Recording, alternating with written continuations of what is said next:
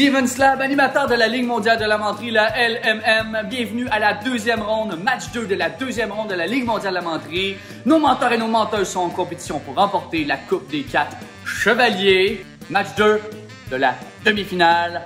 Bon match! La Ligue mondiale de la menterie, c'est un concours de menterie. C'est quoi ça? Eh bien, c'est une anecdote au jeu, entre 6 et 8 minutes. Une histoire croyable, mais pas croyable. C'est ça, la menterie. Chaque présence de nos athlètes au stade de la menterie est disséquée, déchiffrée, commentée par nos deux analystes, Walker et Carter. Walker et Carter sont propulsés par la microbrasserie Quand on brasse. Parce que quand on brasse de la menterie, on est là. Il prétend avoir reçu l'ADN de Gary Carter par osmose avec une fausse balle. Premier champion numérique de la menterie. Spécialiste du visuel. Il commente même ce qui est hors champ. Votre analyste, Léopold Carter. Il a été proclamé meilleur menteur d'une multitude de concours, surnommé le baron de la menterie, spécialiste des légendes de village. Il n'hésite pas à rehausser le commentaire en ajoutant du piquant. Votre analyste, André-Marc Walker.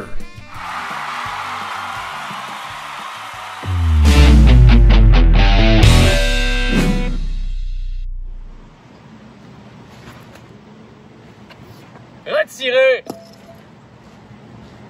Première menteuse du deuxième groupe de la deuxième ronde de la Ligue mondiale de la menterie, Caroline Castelli, directement de Bourgogne en France. Elle nous arrive avec une histoire de tombe. À ton tour, Caroline. Bonjour. Je vais vous raconter une histoire qui m'est arrivée en Bourgogne. Un jour, j'ai décidé d'aller me promener pour aller voir un petit peu le glacis. C'est un petit étang qu'il y a en bas d'un chemin près de chez moi.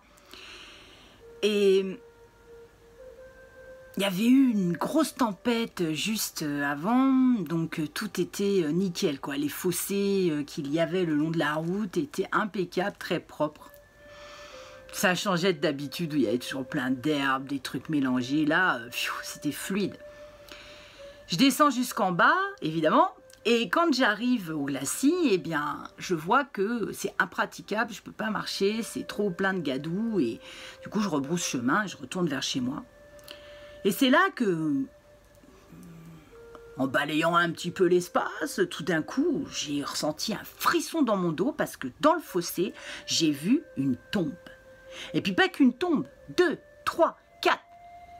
Il y avait je ne sais combien de tombes avec des trucs marqués dessus, tu sais, genre 6J, un tel, 1400 et quelques, 1500, 1600. Je dis, mais qu'est-ce que c'est que ça? Il y avait un cimetière ici avant, on m'a jamais dit ça. Et puis quand même, on n'enterre pas des gens dans un fossé. Ou alors c'est venu de quoi? Ce serait venu de l'eau, quand l'eau elle est tombée d'en haut, là, et puis que pouf, ça a descendu, ça aurait emmené les pierres tombales du bourg qui est de l'autre côté de la colline. Non mais faut arrêter là, oh, je me suis dit, toi et ton imagination là, mais comment l'eau elle aurait pu emmener des pierres tombales jusque là? Mais non, c'est bien, il y avait des tombes et on était face à un cimetière que personne ne savait qui était là et qui a été découvert par cette eau qui a tout lavé. J'appelle le maire. Monsieur le maire, c'est la messagerie.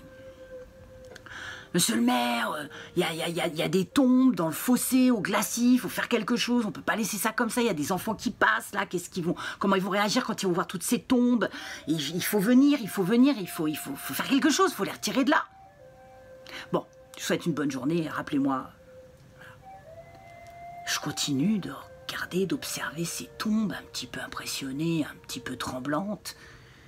Et soudain, je vois sur une des tombes Claude Paris.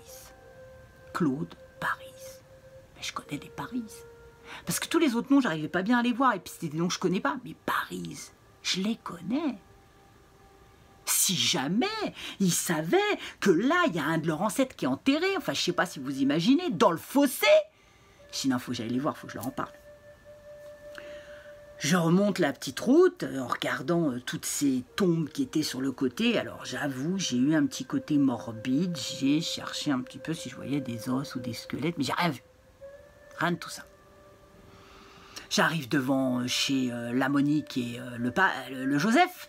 Bah oui, parce que c'est comme ça qu'on dit là-bas. Hein. Moi, par exemple, je suis la Caroline. Là, voilà, donc j'arrive devant leur maison. Et là, je vois une poule bizarre. J'avais jamais vu une poule comme ça. La poule, elle se dandine, là, elle vient. Elle monte sur la petite barrière. Et puis, elle pousse un loquet. Et elle s'envole un peu pour faire bouger la porte et me permettre d'entrer.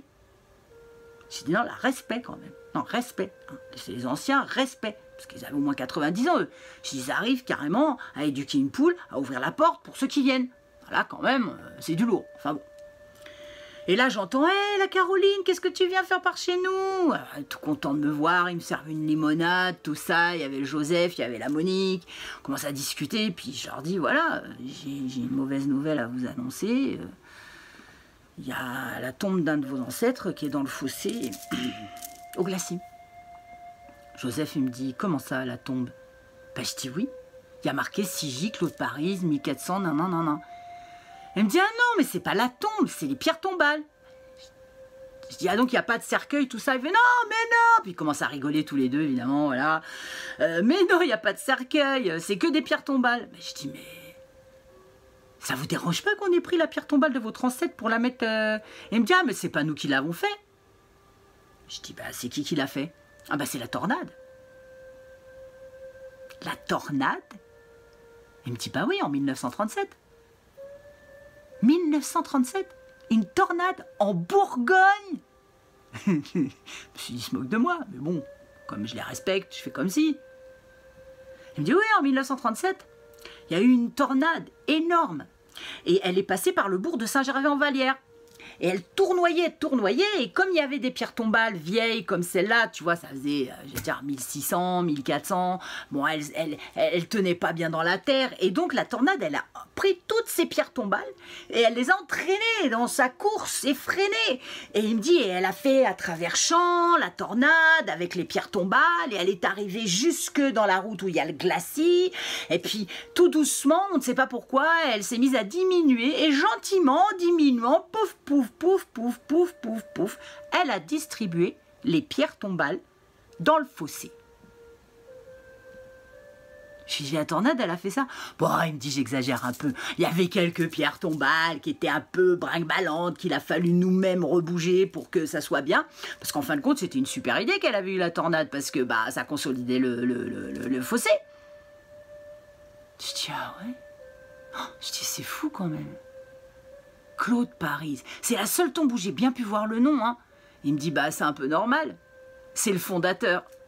Je dis, comment ça c'est le fondateur? Il me dit, bah oui.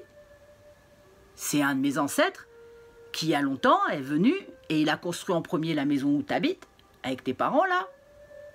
Et il dit, bah c'est là où il a construit sa première maison, en 1610.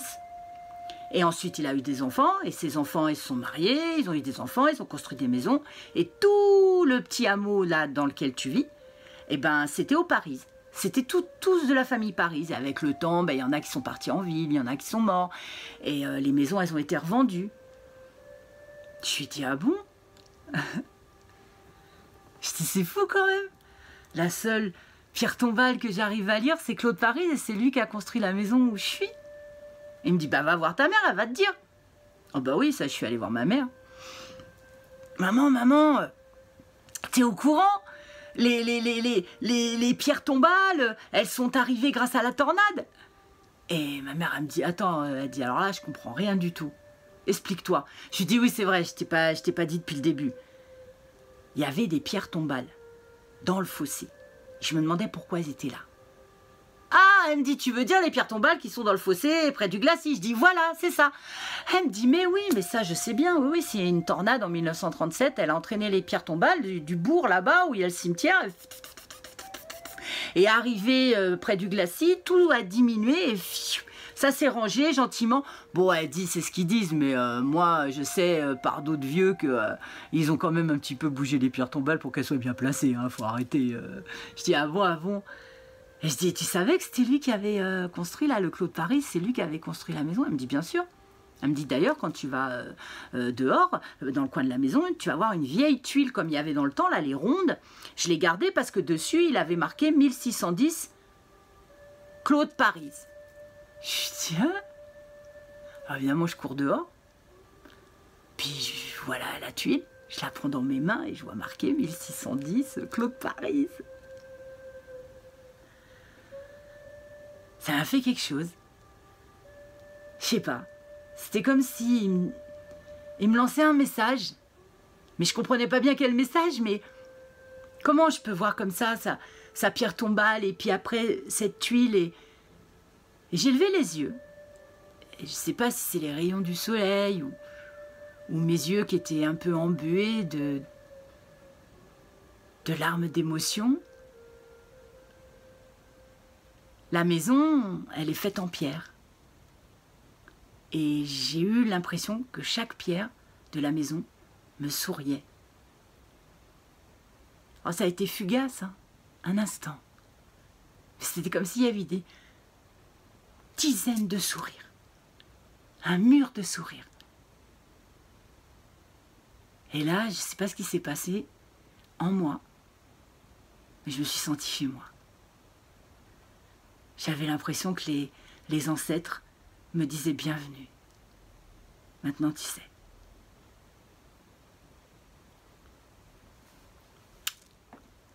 À la prochaine, j'espère.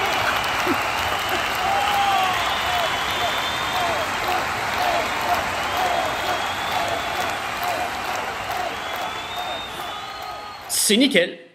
Ben, je pense que c'est impeccable. Hein. Tu vois, là, tous les livres sont bien rangés. Elle nous ramène à l'intérieur, quelque chose de rassurant. On n'est plus dans une cave néo-gothique, non? On est dans un endroit précis. Il y a un décor du drapeau de l'Éthiopie, l'Afrique de l'Ouest. Il y a même des poupées russes à l'effigie de l'Éthiopie, dans une histoire de la Bourgogne. Je sais pas trop. Le drapeau, pour moi, c'est un drapeau italien, sans le blanc du mauvais sens. Non, c'est un drapeau. J'ai fait mes recherches sur Google, l'image inversée. C'est un drapeau de l'Éthiopie qui représente l'Afrique de l'Ouest. Caroline, je crois que tu es la plus outre-mer et cosmopolitaine de toutes nos menteuses. Vrai. Bravo, tu joues partout, sur tous les territoires. Français, européens, Eurasie, africains. Bientôt l'Australie. Bientôt l'Australie. Il y a aussi, justement, pour faire un lien avec cette diversité, une trame sonore. Je sais pas si tu as remarqué. Non. Il y a une trame sonore, c'est l'équivalent sonore du décor. Hein? Oui, effectivement. Il y a la flûte de Pan. Il y a quelque chose qui nous accompagne tout le long, comme un hymne national de la Ligue. C'est ça que tu voudrais nous composer. Est-ce que c'est toi, Caroline, qui compose ça? Ou t'as demandé à Luigi de le faire? C'était parfait. Puis comme c'est une flûte de Pan, c'est tout un pan de la musique qui est là. C'est un pan d'histoire que tu nous présentes grâce à une flûte. Mais, Léopold, si tu permets, petit bémol, peut-être encore une terminologie de l'outre-mer que je ne comprends pas. Elle nous parle d'un chant fluide. Oui. De qu'est-ce que c'est ça? Parce qu'ici, là, Caroline, un chant fluide, pour nous, c'est le fleuve. Surtout à la hauteur de cette île, là, il est un champ fluide immense, un champ de ruisseaux qui s'est regroupé. Elle ne sait pas c'est quoi un champ fluide, c'est pas un fleuve. Mais tu vois, moi, ça nous relie avec les vieux continents. Encore un pont fait en... bravo, Caroline. Un pont liquide. Un pont liquide. Léopold, encore une chose. Tu as fait des recherches, tu as fait beaucoup de recherches. Oui, sur beaucoup de recherches. Caroline et sa menterie, non? Oui, j'ai cherché. C'était qui ça? Claude Paris. On dit Paris, là. Paris? Paris. Parazin? Paris. Chamonix. Chamonix. Chamonix? Claude Paris. J'ai fait mes recherches, Léopold. Oui. C'est une boutique de bijoux féminins. Oh. Et j'y crois. Parce que la menterie de Caroline est en soi un bijou. Bravo, Caroline. Fait d'or et d'argent. Parce que la parole est d'argent. Le silence. Est d'or.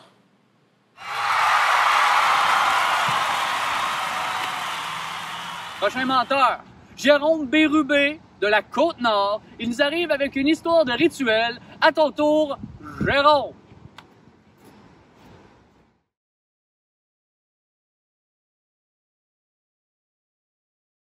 Dans chaque culture, il y a des rituels, des épreuves qui permettent de passer de l'enfance à l'âge adulte, qui permettent de devenir un homme.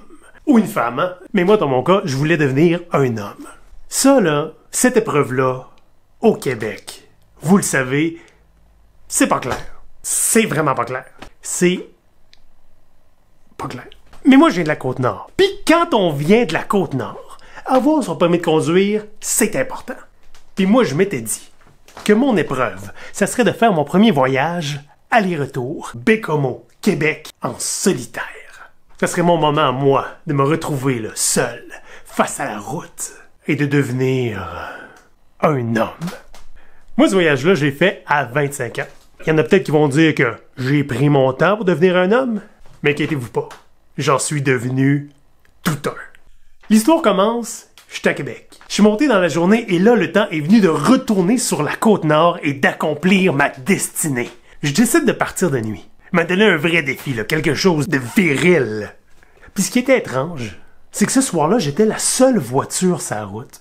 Normalement, sur la 138, on va tout le temps croiser quelqu'un d'autre, ou donc suivre les phares de la voiture devant nous. Ou le classique pick-up qui éclaire dans ton char, parce qu'il pense que tu vois pas dans ton char. Qui est là pour t'aider, lui? Mais étrangement, ce soir-là, j'étais la seule voiture sur la route. Tout ce qu'il y avait, c'était la lumière de mes phares, les étoiles, puis quelques flocons qui se sont mis à tomber. Puis des quelques flocons, il y a un blizzard qui s'est levé. Il fallait s'y attendre. On était à mi-octobre. J'étais rendu dans le bout des Escoumins, quand tout à coup, j'ai vu apparaître dans mon rétroviseur 2 lumières rouges. Comme si une voiture était en train de s'éloigner. Mais ça se pouvait pas parce que j'avais croisé personne. Puis plus je regardais ça, plus je me rendais compte qu'en fait, les 2 lumières rouges, elles s'éloignaient pas. Elles se rapprochaient. Comme si une voiture était en train de rouler à reculons en pleine nuit dans une tempête. Fait que j'ai allumé mes hautes, dans l'arrière, parce que moi j'ai ça sur mon char. Les 2 lumières rouges, c'était pas les phares d'une voiture. Non. C'était les 2 yeux d'un loup géant qui bavait en me courant après. Puis moi, de ce que je comprenais, il voulait me manger. Fait que j'ai passé sur le gaz. Mais il était trop tard. Le loup était déjà rendu dans les airs, la bouche grande ouverte, et puis là... Il a mangé le derrière de mon char. La voiture était sciée, direct en arrière de mon siège. Là, j'ai pesé sur le gaz. Parce que mon char, il est traction avant. Je suis monté jusqu'à 150 km/h. 150 km/h sans 138, les courbes viennent vite en moutadis, hein. Mais faut pas oublier que j'avais la chance d'être de mon côté, hein. Je venais juste de prendre mon permis de conduire. Le derrière de la voiture faisait des flamèches à asphalte. Tout à coup, les 2 lumières rouges se sont éteintes. Mais je pouvais pas le ralentir. Il y avait rien qui me disait que j'avais pas juste une courbe d'avance sur le loup. Il y a rien qui me disait qu'il me courait pas encore après, lui. Je passais mon temps à regarder s'il allait réapparaître, tellement qu'à un moment donné, j'ai pas eu le temps de voir ce qui s'en venait devant moi, sa route. Puis là, bang! J'ai fait un accident. Tout de suite, je me suis sorti de mon coussin gonflable, puis je me suis rendu compte qu'il y avait quelque chose d'assis à côté de moi sur le siège du passager. Quelque chose qui était passé de la route, au travers du windshield pour se retrouver assis là. C'était le diable en personne. Oui, je vous le jure. Il y avait ces 2 sabots noirs, luisants de diable. Puis ses cuisses, hein, à poils ras, bruns de diable. Puis il était gros, il sortait par la vitre. Il a fallu que je me penche pour voir le reste. Puis là, j'ai vu son gros museau de diable, puis son gros panache de diable. Puis dans le fond, c'est là que je me suis rendu compte que c'était un orignal. J'ai regardé l'orignal. Il avait l'air mort. J'ai pris son pouls. Il était pas mort. Il était juste assommé. J'essaye de partir l'auto. Je tourne la clé dans le compteur. Rien. L'orignal, il avait pété mon char. J'avais pas de temps à perdre. Je suis sorti de l'auto. J'ai ramassé l'orignal par le panache. Puis je l'ai tiré jusque sur l'asphalte. Puis je suis retourné dans l'auto. J'ai coupé toutes les ceintures de sécurité. Avec les ceintures, je les ai mis sur la face de l'orignal pour faire une espèce de harnais. J'ai pris le bâton qu'on prend pour gratter les vitres l'hiver, j'ai mis ça dans la bouche pour faire un mort. J'ai pris mes câbles à booster. J'ai mis le noir sur un panache, le rouge sur l'autre pour me faire des rênes. J'étais prêt à partir. Tout ce qui me restait à faire, c'était trouver un moyen de starter mon orignal. Je suis retourné dans l'auto. J'ai pesé sur l'allume-cigarette. Puis quand il est sorti, là... ben rouge. J'ai ramassé les rênes avec une main, puis avec l'autre, j'y ai écrasé ça sur le derrière. L'orignal s'est réveillé en sursaut. Moi, je suis revolé par en arrière. J'ai tombé dans le banc de neige. Puis j'ai regardé mon moyen de me sauver. Se sauver. Sans moi. Mais je suis vite, hein? J'avais encore l'allume-cigarette. Fait que je me le suis écrasé sur le derrière. Je me suis mis à courir. J'ai sauté jusque sur le dos du l'orignal. Et puis comme ça, je me suis mis à chevaucher sa 138 en direction de Bécomo. C'est-tu chevaucher? C'est pas un cheval. Chevaucher? Oh, il est marqué ici que le véritable terme serait s'élancer. Je me suis mis à m'élancer sur la 138 en direction de Bécomo. J'ai passé le village. Le monde m'a regardé passer, il avait pas l'air trop étonné. Jusqu'à ce que j'arrive sur le long pont qui enjambe la rivière Pessamite. À ce moment-là, j'ai vu apparaître dans les rétroviseurs que j'avais tapés sur le panache de l'orignal les deux lumières rouges. J'ai juste eu le temps de me revirer de bord, voir le loup sauter dans les airs, la bouche grande ouverte, et puis là, il a mangé le derrière de l'orignal. Mais l'orignal continue à courir, hein, parce que les orignaux aussi s'y traction avant. Mais le loup était vorace. Et le loup, il a réattaqué l'orignal. Mais cette fois-là, il l'a attaqué dans le milieu. Puis il a commencé à se manger un chemin à l'intérieur de l'orignal, en grimpant dedans avec ses pattes d'en avant. Ça faisait comme un devant d'orignal avec un derrière de loup. Un loup-rignal. Fait que je m'élançais sur le dos du loup-rignal quand tout à coup j'ai senti la tête du loup arriver environ entre mes jambes. J'ai serré les cuisses ensemble. Le loup était plus capable d'avancer, plus capable de reculer. Et c'est comme ça, en chevauchant un loup-rignal, que je suis arrivé jusqu'à Bécomo, que je me suis stationné dans la cour chez mes parents où j'habitais encore à l'époque, et que je suis devenu un homme.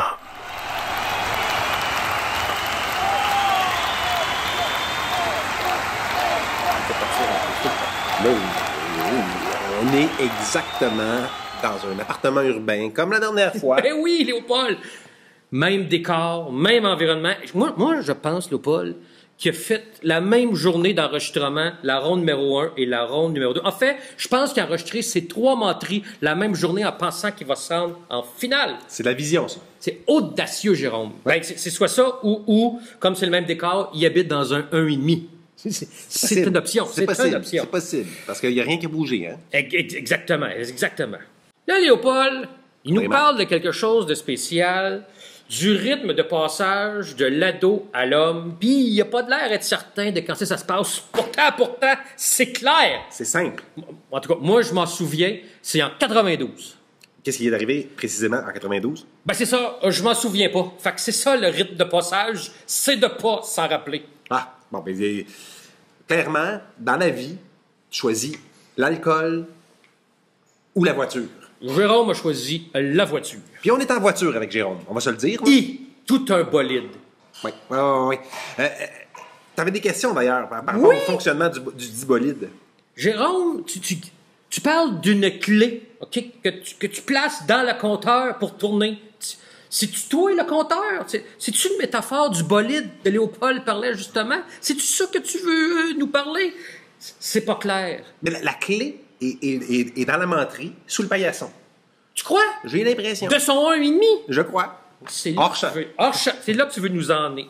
Puis, dans le dictionnaire, oui, à côté d'homme, je pense qu'après une telle menterie, il va y avoir la photo de Jérôme. Homme, Jérôme. C'est fort possible. Un grand homme. Derrière chaque grand lourignal se cache un homme. Et c'est toi, Jérôme. Puis, à dire vrai. Vas-y. À dire vrai, et là, j'en parle à toi, Jérôme, je pense pas qu'on devient un homme en chevauchant un lourignal. Toutefois, c'est en s'élançant sur un lourignal qu'on devient menteur. À ça, je dis bravo.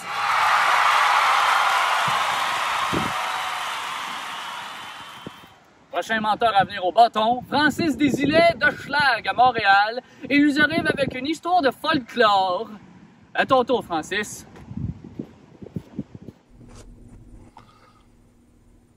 Ceux qui ont suivi la première ronde de la Ligue mondiale de la menterie le savent. Au niveau médical, je suis un cas. Je suis un cas très rare. En fait, ce qui m'est arrivé, c'est presque à classer dans le rang des... comment on appelle ça déjà? Les maladies orphelines. Hein.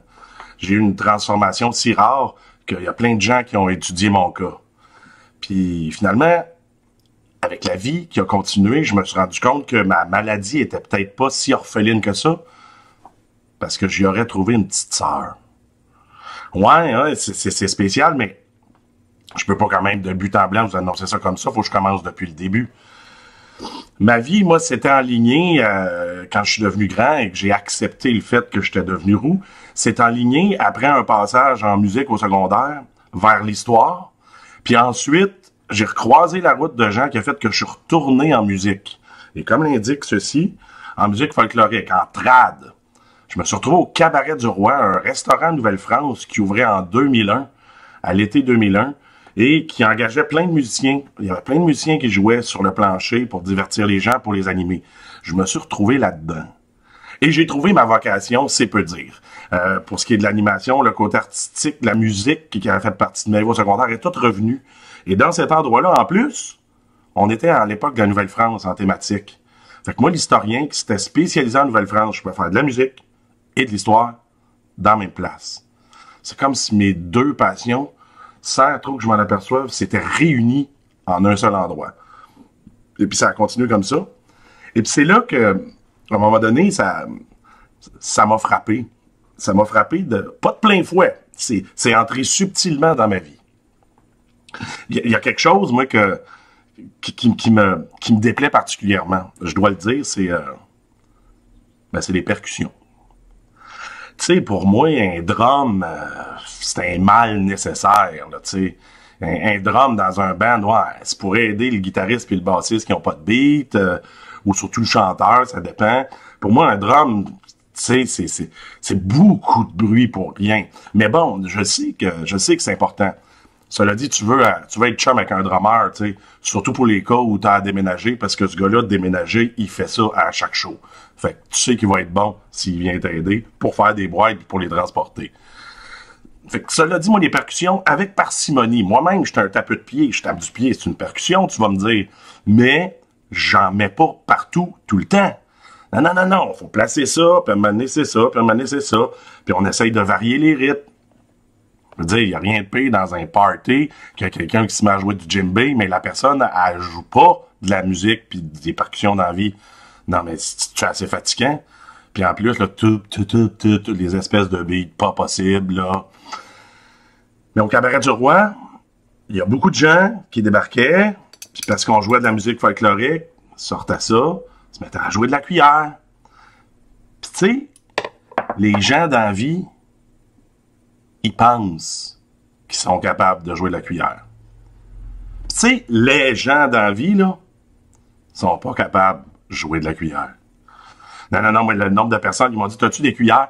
Non, j'aimais pas ça, que les gens jouent de la cuillère. Parce que pour moi, c'est pas de la musique, c'est du bruit.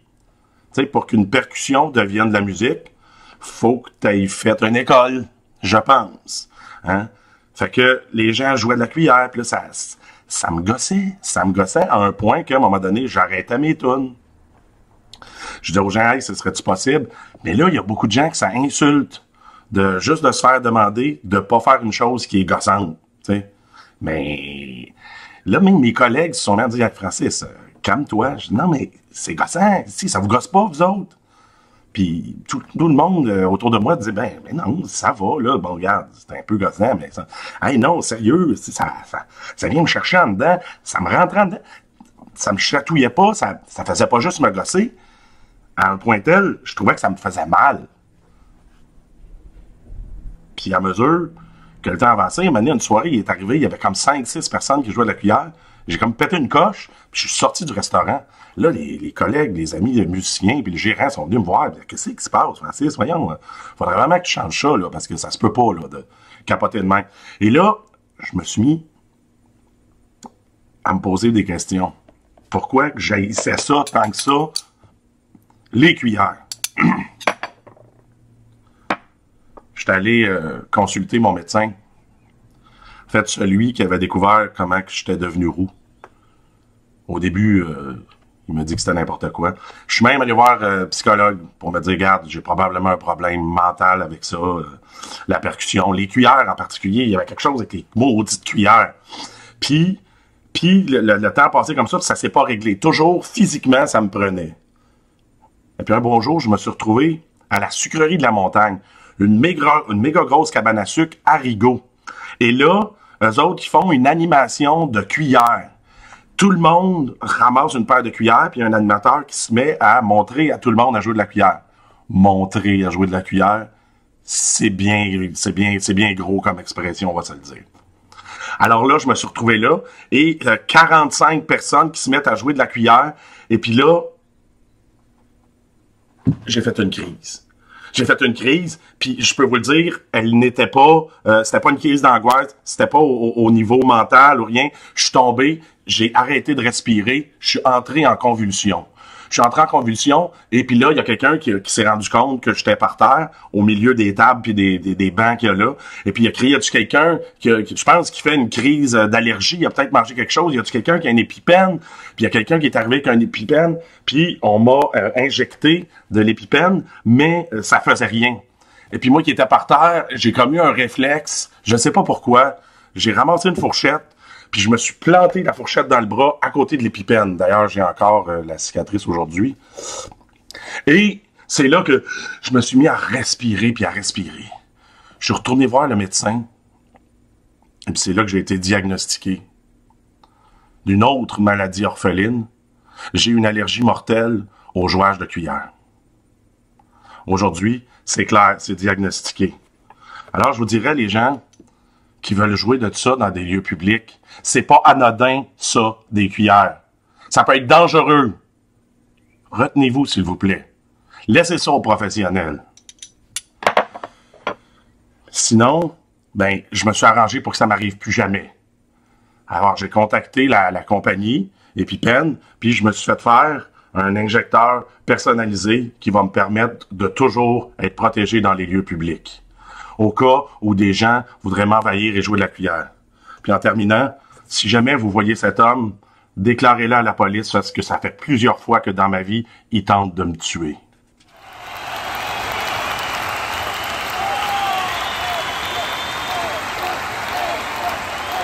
OK, Léopold, avant de faire l'analyse, Francis, Léopold et moi-même, ainsi que la Ligue mondiale de la menterie, va tenter de découvrir qui essaie d'attenter à ta vie. On va retrouver c'est qui a une maudite petite LED avec des cuillères comme ça. Je te le promets. La Ligue protège ses membres. Bon! Un décor urbain, Francis. Enfin! Francis arrive en ville. Oui! Bon, là, j'ai passé beaucoup de temps dans mon analyse à essayer de lire les tranches de livres, qui étaient comme un peu, tu sais, en oblique. C'était très, très, très difficile. J'ai passé tout mon temps là-dessus. Donc, t'as pas remarqué, Léopold, et je me permets, tout d'un coup, l'affiche à droite, en arrière, le Triumvirat, OK? Oui, c'est vous, ça, Léopold, en Photoshop papier 8,5 onces? Léopold, avez-vous déjà été photographié avec un micro? Ben, ça m'est déjà arrivé de passer sous un microclimat, mais là... Ça ressemble à vous, ça. Ça, c'est non. Non. On attaque l'objectivité des analystes.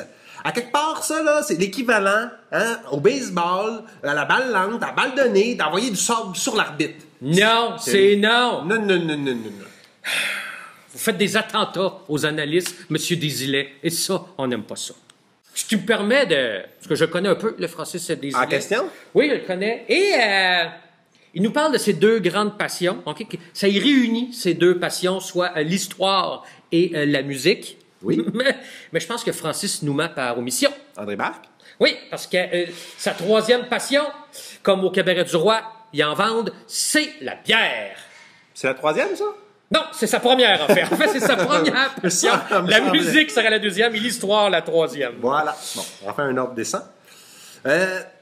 J'ai eu l'impression, en écoutant cette menterie, qu'on avait un remake du Malade imaginaire de Molière. Oh, Francis, tu deviens fourbe. Un petit scapin de la menterie. et laissons-nous le dire, il va pas avec le dos de la cuillère. Oh que non. Et par contre, Léopold, si tu permets, j'ai remarqué quelque chose. Garde-toi. Un autre commentaire qui se met à dos des personnes. Francis se met à dos le vote des batteurs. Dire qu'Éric Lapointe aurait voté pour lui. Oui, et ça, c'est peut-être la pointe de l'iceberg. Oh.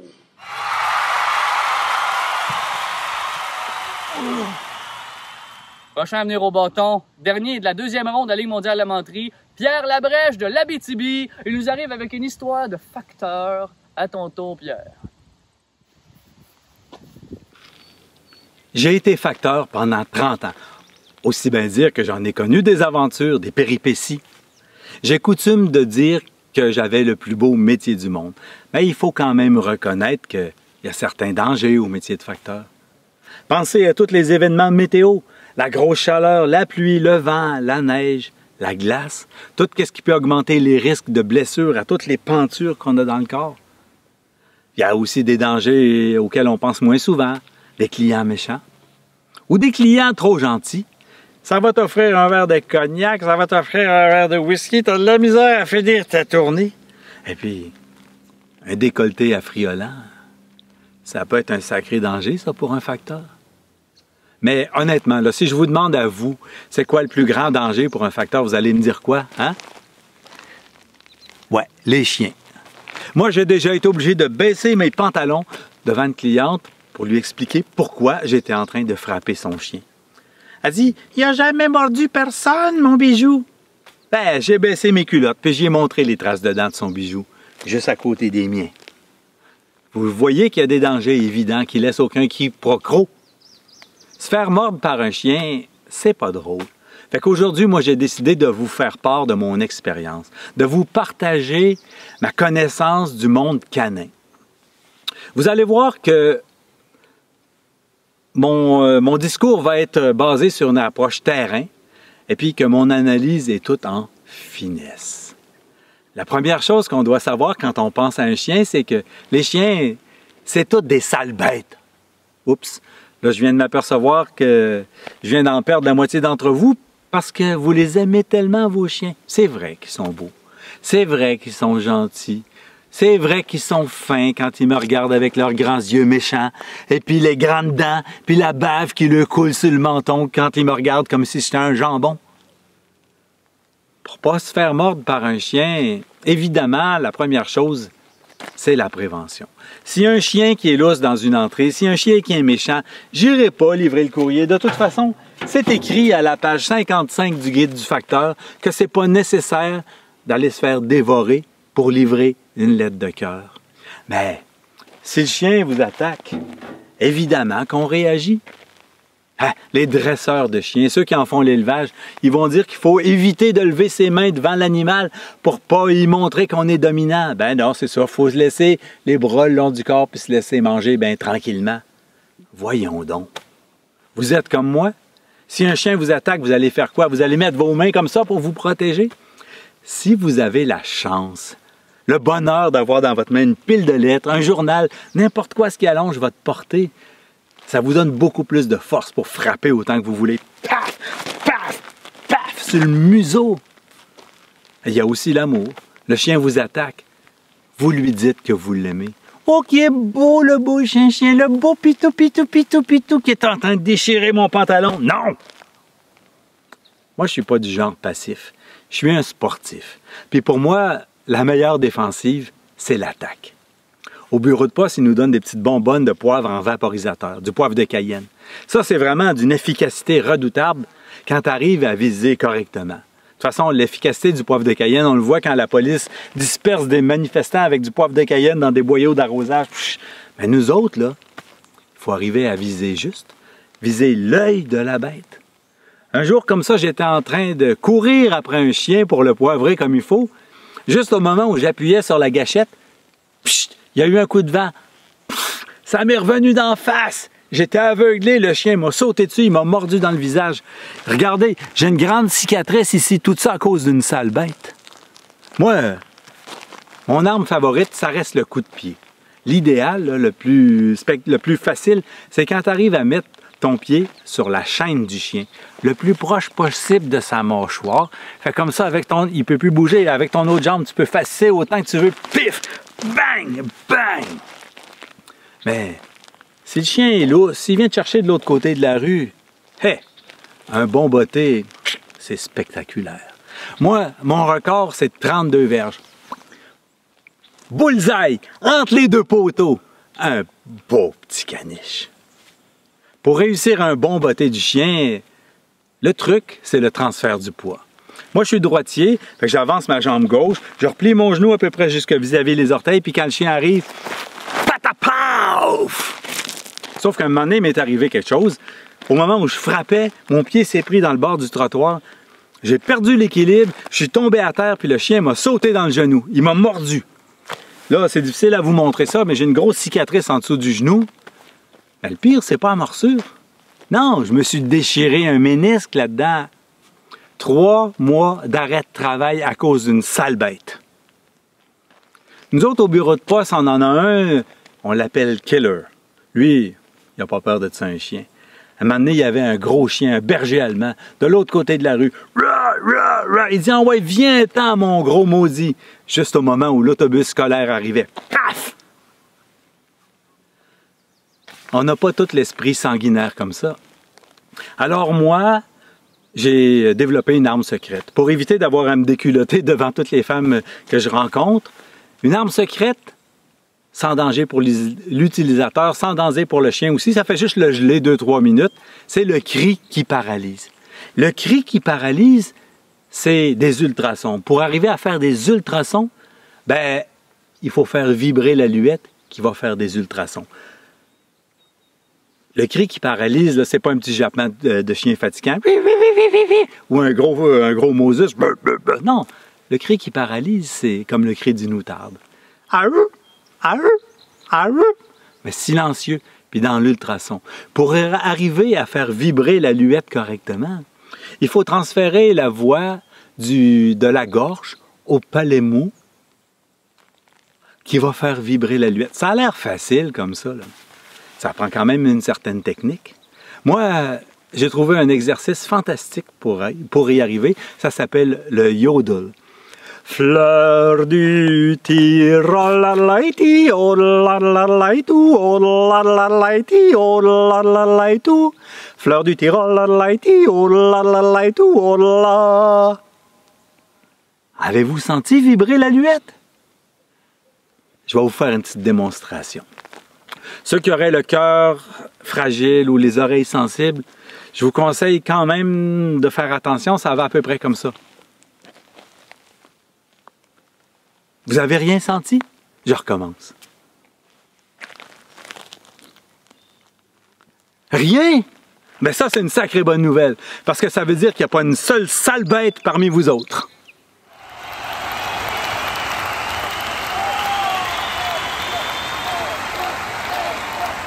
Fait que Léopold. Voyons, m'entends-tu? Léopold? Ça fonctionne. Oh! Ça fonctionne. Pierre, ça fonctionne sur certains individus, dont Léopold. Moi, j'ai été confus. J'avais l'impression que je voyais l'aluette en colère. Oh! Tu as vu le clair dans son jeu. C'est beau, ça, Léopold. Voilà. C'est beau, ça, Léopold.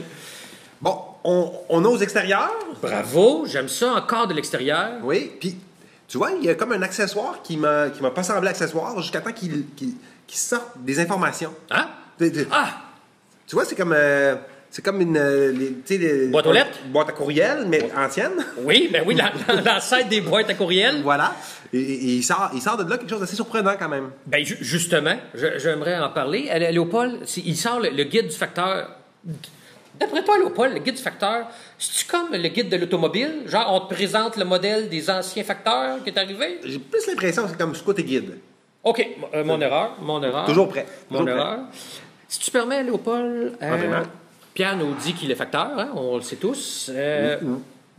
Oui, mais on va se le dire, là. Oui. Dès qu'on parle de facteur, t'es plus objectif. T'aurais toujours voulu être, le facteur du compte, c'est un titre. Bon, t'es devenu baron, là. Je suis devenu baron, mais c'est autre chose. Mais j'ai l'impression que Pierre est une des causes de tous les problèmes que le Québec a. André-Marc, comment ça? Mais le gouvernement, il le dit, ce problème est à cause d'une multitude de facteurs. Voilà. On en a un, accusez-le, il est là! En même temps, là, si on se met à l'accuser, là. Ouais. Je veux dire, il y a des gens qui pourraient avoir des griefs contre lui, là. Je veux dire, mettons, il y a des amateurs d'animaux, par exemple. T'es-tu un amateur de chiens? Non, j'ai pas de chien. Moi non plus, j'ai pas de chien. Pas de chien? Oh, il dit que ceux qui auront des chiens perdront la moitié des votes. C'est ça, la moitié. 1, 2.